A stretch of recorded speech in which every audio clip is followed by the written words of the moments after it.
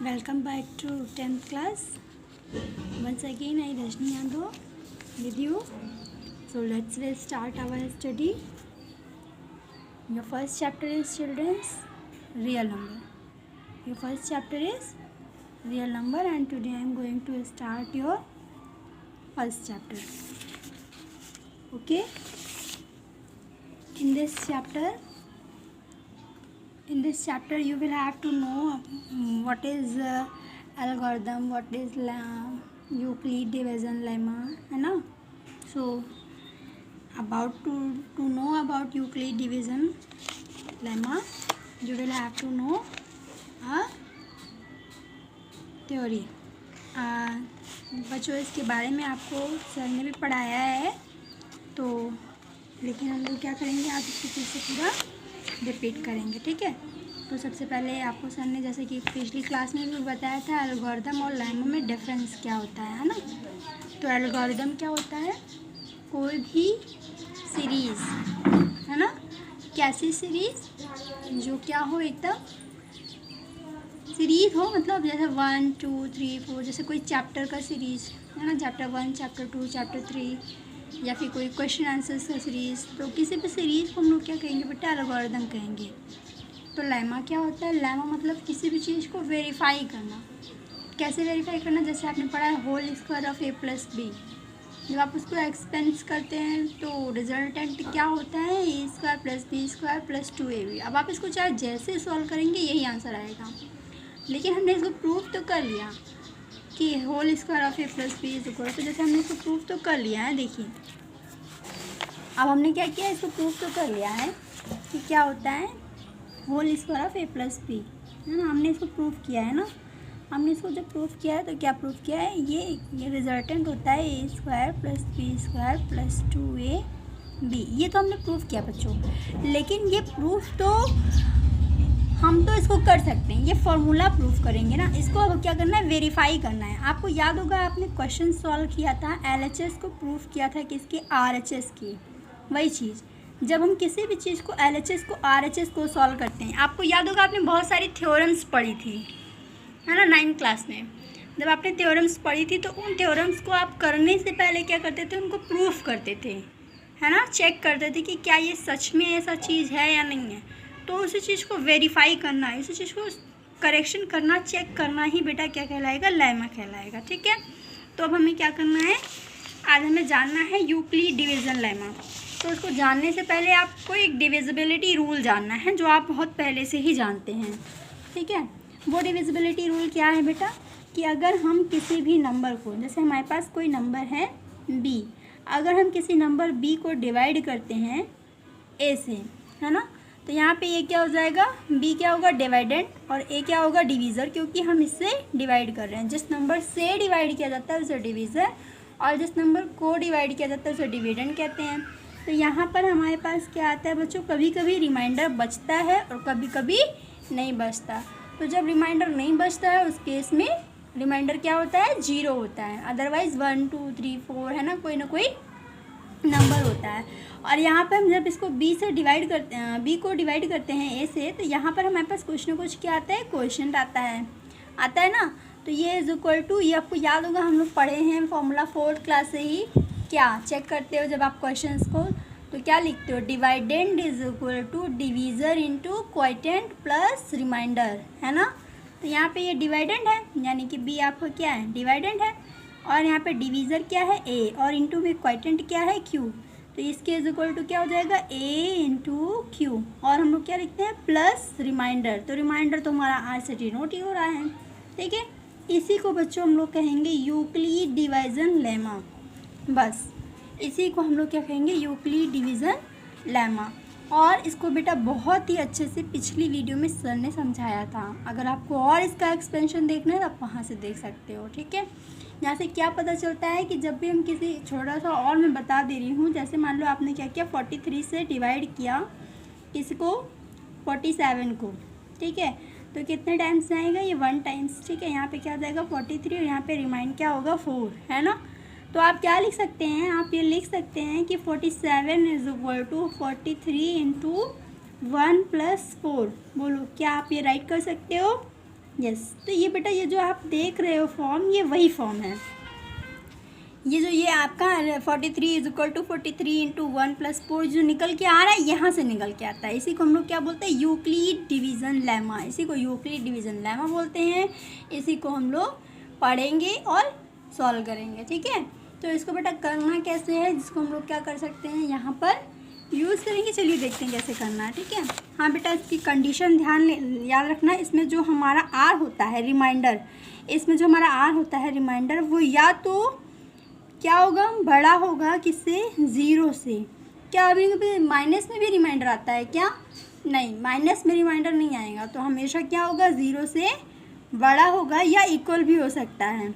Reminder जो है वो 0 से क्या होगा बच्चों? रिमाइंडर यहाँ पर 0 से बड़ा होगा और उसके इक्वल होगा, और या तो छोटा होगा, ठीक है, छोटा होगा। और छोटा होगा किससे? b से। क्या b के इक्वल भी हो सकता है? नहीं, क्योंकि जब भी b के इक्वल हो जाएगा बच्चों तो वो कैंसिल हो जाएगा, है ना। अच्छा मान लो अगर यहाँ पे 43 है तो 43 इस a के इक्वल हो जाएगा। जैसे ही b के इक्वल होगा कैंसिल नहीं हो जाएगा। यस, तो यहाँ पे इक्वल नहीं होगा, सिर्फ क्या होगा यहाँ पे ये r जो है greater than is equal to होगा किसके? 0 के, और लेस देन होगा किससे? b से। कंडीशन समझ में आ गई। अब स्टार्ट करते चैप्टर को, ठीक है।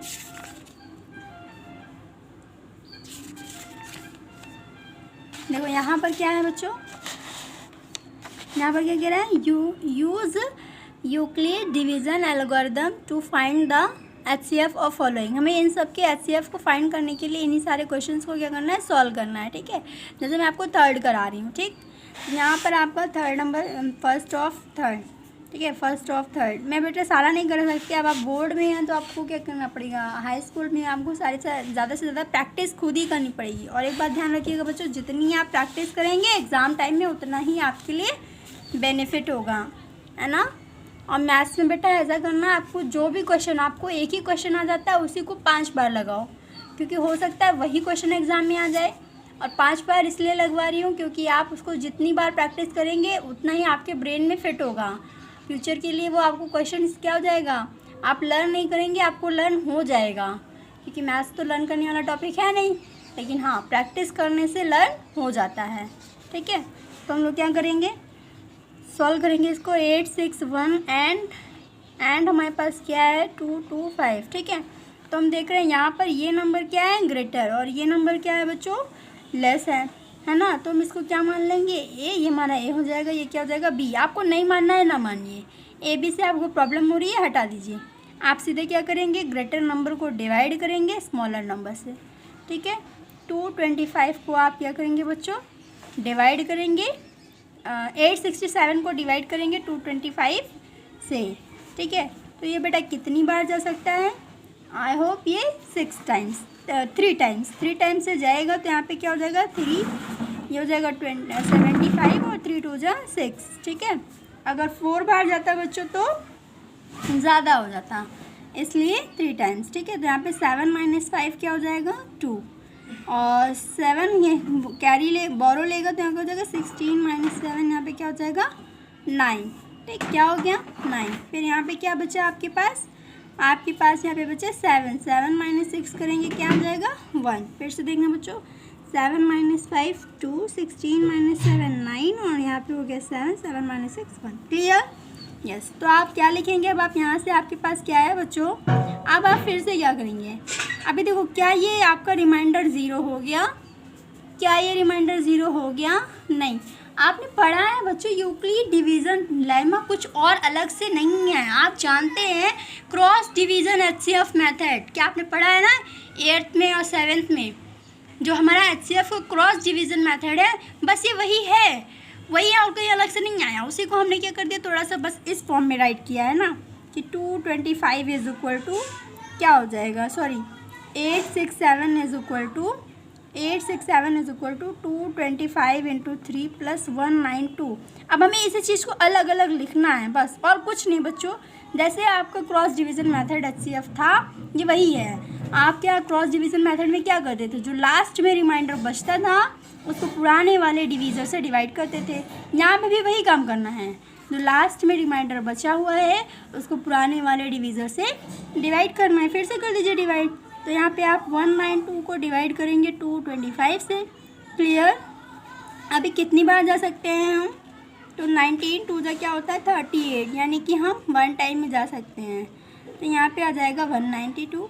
9 में 2 लेस होगा, 5 में 2 लेस होगा, यहाँ पे आ जाएगा 3। Here will be 12 and 12 minus 9 then what will be give 12। 12 में 9 माइनस करेंगे बच्चों क्या आ जाएगा? यहाँ पे फिर से आपके पास 3 आ जाएगा। यहाँ पे 1 रिमाइंड हुआ, 1 माइनस 1 नथिंग। आप मुझे बताओ क्या कैंसिल हो गया? नहीं, अभी भी कैंसिल नहीं हुआ। कैंसिल होने का मतलब क्या रिमाइंडर 0 आया? नहीं। जब रिमाइंडर 0 नहीं आया तो आप क्या करेंगे? आप करेंगे कि 192 इंटू 1 प्लस 33 ये इज इक्वल किसकी है बेटा? ये इज इक्वल 225 की है। अभी बताओ जब ये पूरा कैंसिल नहीं हुआ है तो क्या आपको फिर से डिवाइड करना पड़ेगा? यस बच्चों, जब आप फिर से पूरा डिवाइड करेंगे तो डिवाइड किससे करेंगे? 33 को डिवाइड करेंगे 192 से। कितने टाइम्स जाएंगे आप? अभी आप जाएंगे 5 टाइम्स, ठीक है, क्योंकि 6 टाइम्स में ज़्यादा हो जाएगा। चेक करके देख लीजिए। 6 3 जा 18 का कैरी 1, 6 3 जा 18 और 1 19, यहाँ पे 198 आ जाएगा 6 टाइम्स में। तो आप जाएंगे 5 टाइम्स। 5 टाइम्स में आपके पास क्या आ जाएगा? 5 2 जा 15, 15 एंड 1 16। तो यहाँ पे माइनस करेंगे, यहाँ पे आ जाएगा 7 और 8 माइनस 6 क्या आ गया? 22। 8 माइनस 6 2, यानी रिमाइंड हुआ 27। बेटा क्या पूरा फिर से डिवाइड हो गया? नहीं, ये आपका सेकेंड स्टेप था, ठीक है। यहाँ पे आपको क्या हो जाएगा? Step third. स्टेप थर्ड में आपको क्या आंसर आया था? 192 is equal to 3 into 3 plus 5 plus 27, ये आया था, है ना। अब आप क्या करेंगे बच्चों? अब आप फिर से डिवाइड करेंगे 27 से। 27 को 33 से कितने टाइम्स जाएंगे? 1। 27 बन जाए 27। यहाँ पे क्या रिमाइंड हो बच्चों? तो यहाँ पे हो जाएगा 6 रिमाइंड और ये क्या हो जाएगा? कट।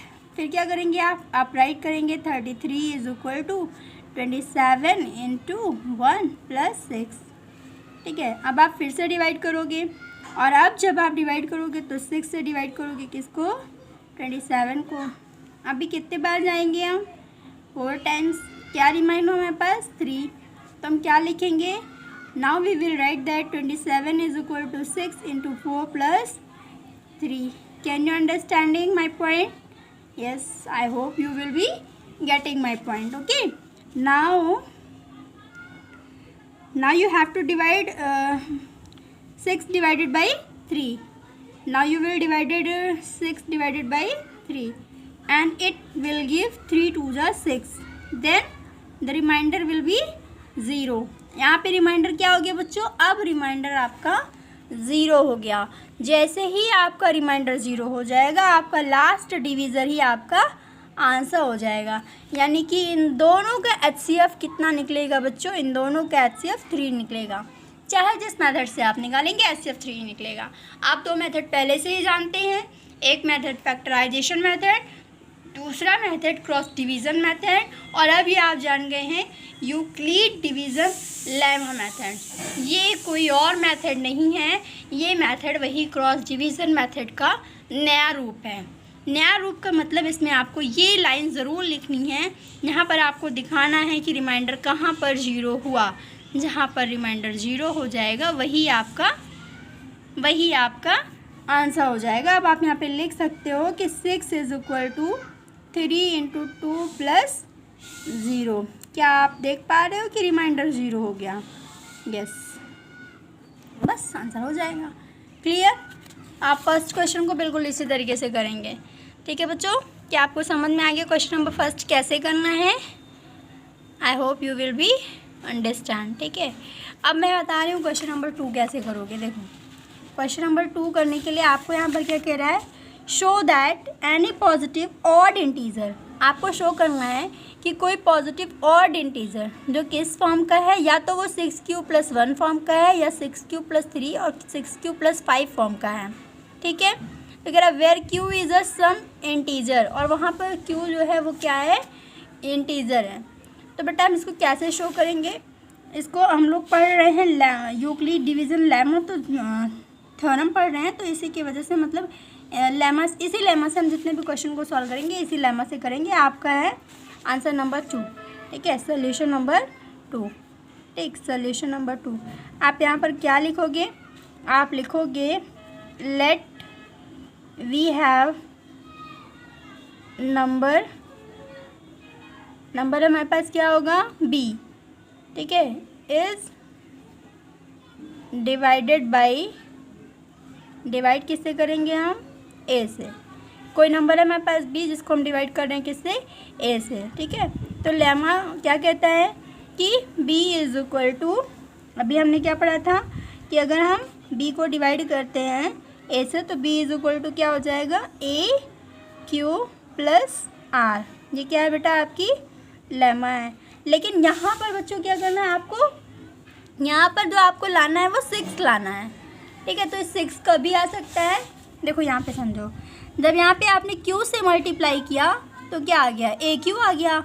अगर यहाँ हम 6 से इनटू कर दें तो क्या आ जाएगा, 6a आ जाएगा ना।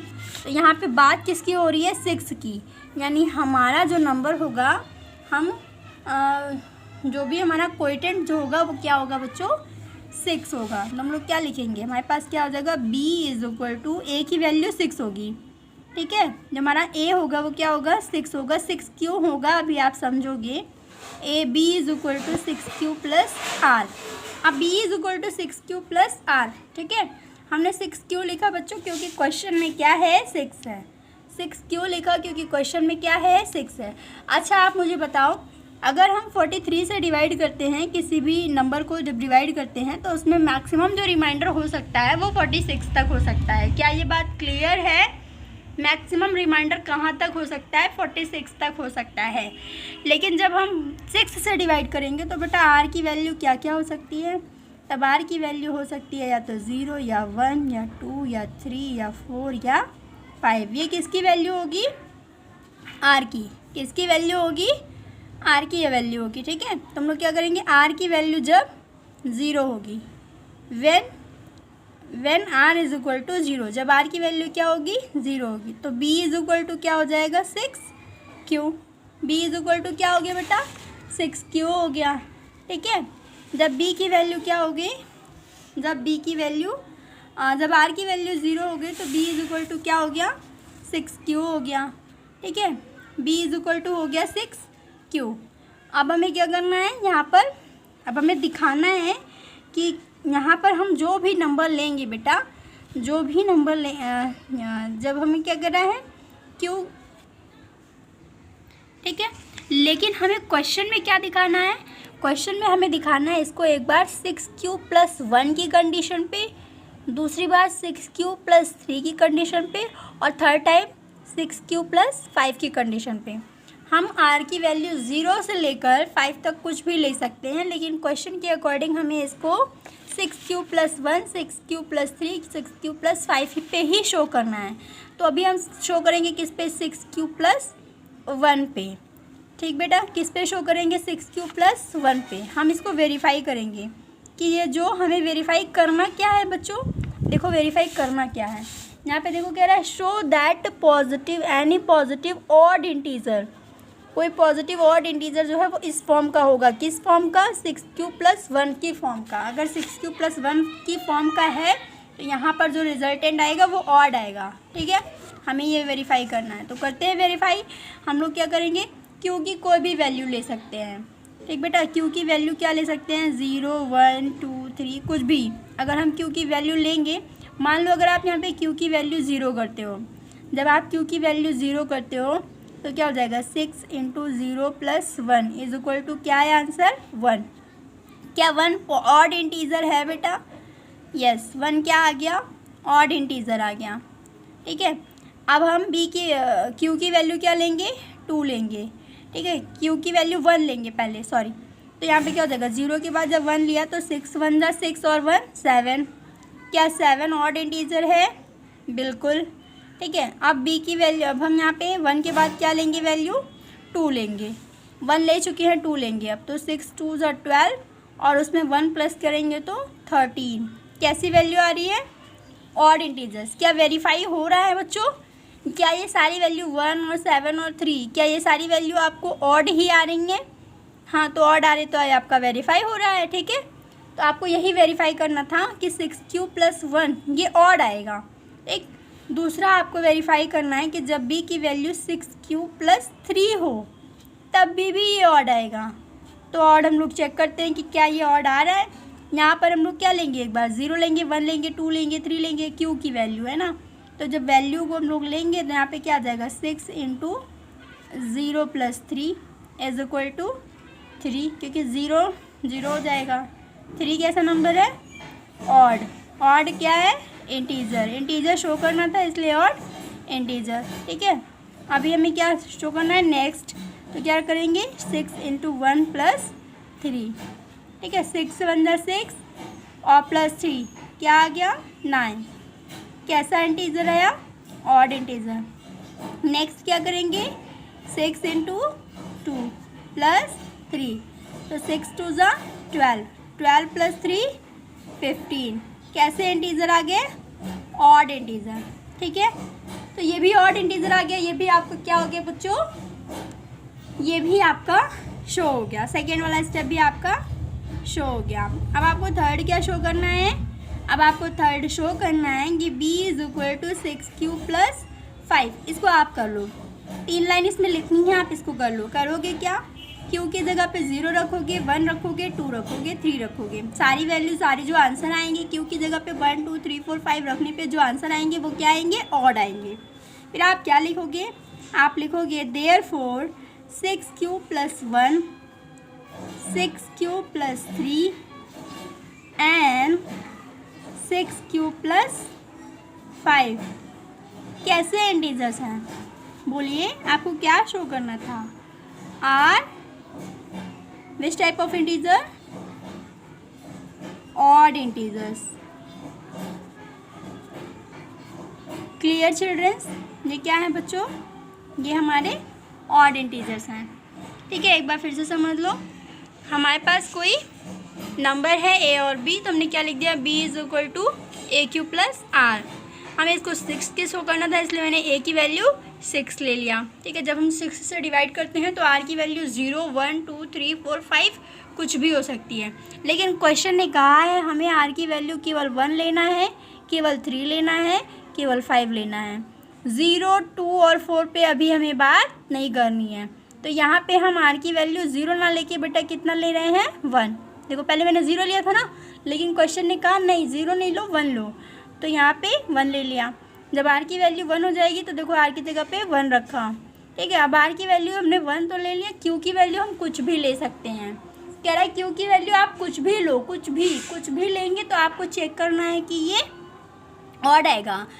q की वैल्यू 10 ले लो बेटा, तो यहाँ पे क्या हो जाएगा, 6 10 = 60 और +1 क्या हो जाएगा, 61। बोलो 61 क्या ऑड है, 6 की वैल्यू 3 ले लो, तो 6 3 = 18 और 1 19 क्या ऑड है, बिल्कुल। तो आपको यही करना था, प्रूफ करना था, ठीक है। हो गया प्रूफ। अब हमें क्या करना है, इसको आगे बढ़ाना है, ठीक। तो बेटा क्वेश्चन नंबर 3 देखो, यहाँ पर क्या करना, होमवर्क है आपके लिए। एन आर्मी, यहाँ पर किसी आर्मी की बात हो रही है। यहाँ पर क्या है, 616 मेंबर्स हैं उसमें, और 32 मेंबर्स परेड में स्टैंड हुए हैं। आपको क्या बताना है कि वहाँ पर ग्रुप में नंबर ऑफ़ कॉलम्स आपको फाइंड आउट करनी है। और कैसे कॉलम्स फाइंड आउट करनी है, मैक्सिमम। आप बेटा 7th 8th से 6th से ही जानते चले आ रहे हो कि कभी भी अगर क्वेश्चन में मैक्सिमम नंबर फाइंड आउट करने की बात होती है तो वहाँ पे मैक्सिमम नंबर या हाईएस्ट नंबर या ग्रेटेस्ट नंबर अगर हमें फाइंड करना होता है तो हम हमेशा क्या फाइंड करते हैं, HCF। लेकिन यहाँ पर आपको HCF सिंपल मेथड से नहीं फाइंड करना है। यहाँ आप HCF फाइंड करोगे किस मेथड से, लेमा मेथड से। और कौन सा लेमा, यूक्लिड डिवीज़न लेमा, ठीक है। जैसे अभी आपने यहाँ पर किया था ना, ये दिखा कर कि यहाँ पर अभी 0 नहीं हुआ, आर की वैल्यू यहाँ पर अभी 0 नहीं हुई, उसमें भी यही चीज़ शो करनी है कि अभी यहाँ पर आर की वैल्यू 0 नहीं हुई। जहाँ पर आर की वैल्यू 0 हो जाएगी वही उसका आंसर हो जाएगा, बस, ठीक है। तो यहाँ पर आप थर्ड नंबर में HCF निकालेंगे। जैसे मैंने सेकेंड नंबर क्वेश्चन कराया, सेम 4 और 5 है, इसको भी आप प्रूव करने की कोशिश करेंगे। नहीं कर पाएंगे तो बताइएगा, वैसे आपको करना है, करने की कोशिश करिएगा। आगे आइए बच्चों, मैं आपको आगे भी होमवर्क देती हूँ। एक्सरसाइज 1.2 ओपन करिए। इसमें होमवर्क में आपको क्या करना है, यहाँ पर express each number as a product of its prime factor. क्या आपको नंबरों का प्राइम फैक्टर करना आता है? थोड़ा सा भूल गए हो अगर तो मैं बता देती हूँ, आपको याद होगा, आप 140 के फैक्टर्स करते हैं ना, ऐसे 140 डिवीज़न आप समझ गए होंगे आपको कैसे करना है। 70 फिर 35 फिर 5 तो 7 फिर 1, तो इसके प्राइम फैक्टर्स क्या हो गए, 2 × 2 × 5 × 7। आप इसको क्या लिख सकते हो, 2 raised power 2 × 5 raised power 1 × 7 raised power 1। It is your answer. इसी फॉर्म में आपको यहाँ पर ये सारे नंबर्स करने हैं। Okay, prime factor find out करके इसको कंप्लीट करिएगा। Question number 1। सेकेंड में क्या करेंगे आप, LCM and HCF of following pairs integers verify. आपको यहाँ पर क्या करना है, वेरीफाई करना है। LCM × HCF is equal to product of 2 numbers. बोलो कर सकते हो? बिल्कुल कर सकते हो। आपको क्या करना है, इन दोनों का मल्टीप्लाई करना है। क्या करना है, इन दोनों का मल्टीप्लाई। आंसर आएगा, बोलिए यस मैम। फिर आप क्या करेंगे, इन्हीं दोनों नंबरों का LCM फाइंड करेंगे। तो 26 और 91 का LCM फाइंड करिएगा। 26 और 91 का आप HCF फाइंड करेंगे। इनका HCF कितना हो जाएगा, 13। कैसे फाइंड करके देखिएगा, ठीक है। HCF आ जाएगा 13, इनका LCM फाइंड करिएगा। HCF और LCM दोनों को मल्टीप्लाई करिएगा, इन्हीं दोनों के मल्टीप्लाई के इक्वल आएगा। Clear class?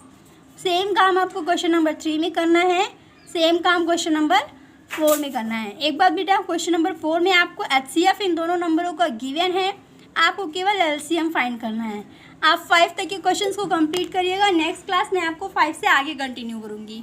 ओके, होमवर्क फटाफट सेंड करिए। जो भी बच्चे वर्क नहीं, पढ़ाई नहीं कर रहे हैं, बिल्कुल कंसंट्रेट हो जाइए, ठीक है, क्योंकि मुझे नहीं पसंद है अगर मैथ्स में नंबर कम आया किसी का तो, ठीक, मैं बर्दाश्त नहीं करूँगी बिल्कुल भी, ठीक है। जो भी बच्चे अपना वर्क नहीं पूरा कर रहे हैं, क्लियर कर लें। वर्क एकदम उनका पूरा होना चाहिए, क्योंकि ये पढ़ाई सिर्फ आपकी नहीं है, ठीक है। अगर आपके नंबर्स कम आएंगे तो आपकी वजह से बहुत सारे लोगों का नंबर ख़राब हो जाएगा, और ये होना नहीं चाहिए। ये आपकी रिस्पॉन्सिबिलिटी है कि अगर आपके टीचर्स आपके लिए वर्क कर रहे हैं तो आपको कुछ नहीं करना है, बस उनका होमवर्क अंडरस्टैंड करना है और उसी को प्रिपेयर करना है, क्योंकि वही एग्ज़ाम में आने वाला है, कुछ अलग से नहीं, ठीक है क्लास। तो मेहनत करिए बच्चों, हम सबकी शुभकामनाएं आपके साथ हैं, हम सबकी ब्लेसिंग आपके साथ हैं। आप सब अच्छे से अपने समय को अच्छे से करके दिखाएंगे, ठीक। चलिए, बाय बाय क्लास।